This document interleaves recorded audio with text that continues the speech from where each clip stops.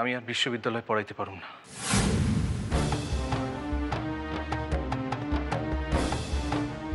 অসম্ভব, অসম্ভব। এই অন্যায়কে যদি মাইনা নেওয়া যায় না।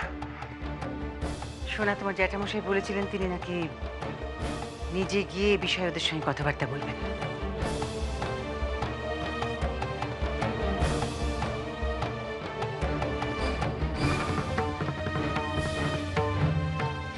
জ্যাঠাইমা, আমি তো আর স্কুলের ছাত্র নই জ্যাঠাইমা, যে আমার কোনো অপরাধের লিগে আমার বাসার মানুষজন কর্তৃপক্ষের নিকট গিয়ে আমার হইয়া ব্যাখ্যা দিবেন। সোনা, সোনা, দাদা গিয়া খুইলা সব কথা কইলে হয়তো হয়তো মীমাংসা কিছু একটা হইতে পারে। কিন্তু ইহা কি আমার পাওনা ছিল মা?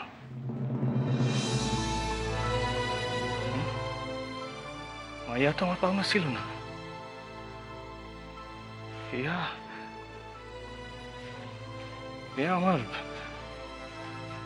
আমার পাওনা ছিল না।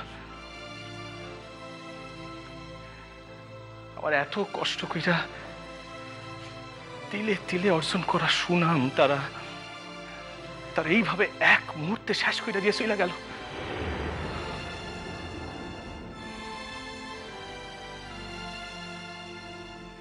সোনা, সোনা, এতে হয়তো ভালোই হলো সোনা। এই ঘটনার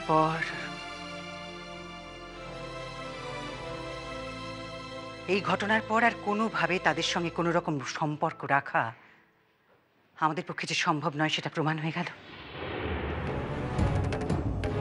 সোনা, জীবনে কোনো কিছুই তো এমনি এমনি পাওয়া যায় না। এবার আমরা খোলা মনে আমাদের যা করার সেটা করতে পারবো।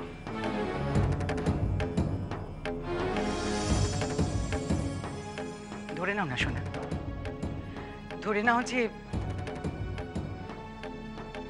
ময়নার হাত থেকে নিষ্কৃতি পেতে, চিরকালের মতো নিষ্কৃতি পেতে এইটুকু মূল্য তোমাকে দিতে হলো। জ্যাঠাইমা, আমার বিশ্ববিদ্যালয়ে চাকরিখানি যদি চলে যায় তাইলে আর থাকলো কি?